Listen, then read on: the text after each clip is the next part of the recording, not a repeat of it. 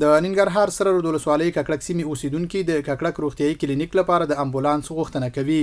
د ککړک یو اوسېدونکی محمد هاشم وای کلینیک کې خدمات ښه دي خو په خبرۍ کافي درمل نشته.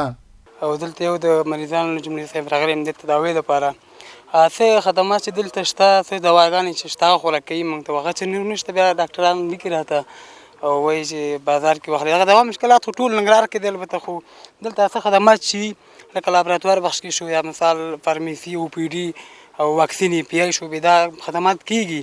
د یادې سیمې یو بل اوسېدونکی شیر بهادر وایي کلینیک احاطه هم نه لري. ګرد غبار د چاردیوالي نه لري مریضان ناسي خلک هم تیریږي را تیریږي نو موږ له غنه غواړو مسات حکومت نه چاردیوالي وکړي د کلینیک ته. د یاد روغتیايي مرکز مسؤل ډاکټر محمد کبیر ستانکزی وایي د ککړک کلینیک بشپړ روغتیايي مرکز ته د بدلیدو شرایط پوره کړي او په خبره باید مسؤلین دغه مرکز کچه لوړه کړي. موږ هغه سیده خدمات دی بي سي په لیول دي بي سي کې موږ صرف نسایي ولادي هغه لرو او بي ډي لرو لابراتوار لرو نرسنګ لرو او فارمیسي هغه لرو او د نیوټریشن یا د سوی تغذیه بخش هم لرو. جلالباد نه موږ ډیر لري پراته یو نو دای موږ د حکومت نه دا یو تقاضا ده چې موږ سی سی ته د ارتقا ورکي اگر موږ د سی سی نمرې اخیستیم دي. د ننګرهار عام روغتیا رئیس مولوي امین الله شریف وایي د درملو کمبود ستونزه مؤسساتو سره د قرارداد تبدیلۍ له امله ده او په خبرۍ ژر به حل شي. نوموړی د ککړک او ورته نورو کلینیکونو ستونزو ته به رسیدګي کوي.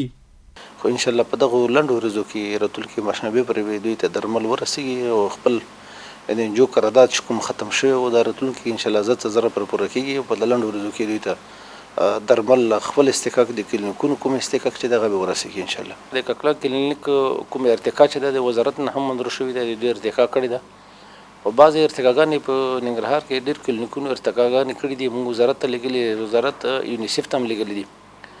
په الحال لپاره یونیسیف بودیجه نه لري د ارتقا دپاره دوی بودیجه نه لري چې موږ ارتقا ورکړو. په دې کې موږ بیا هم د وزارت سره په دې مجلس کړې خبره هم کړې ده چې دغه کوم کلینیکونو ارتقا چې کړې ده دوی ته باید بودیجه منظور شي او د دې ارتقا وشي. مسؤلین وایي د امیر المؤمنین حفظه الله په حکم د هیواد په ټولو هغه ولسوالیو کې ډي ایچ کلینیکونه جوړوي چې دغه کلینیکونه ونه لري.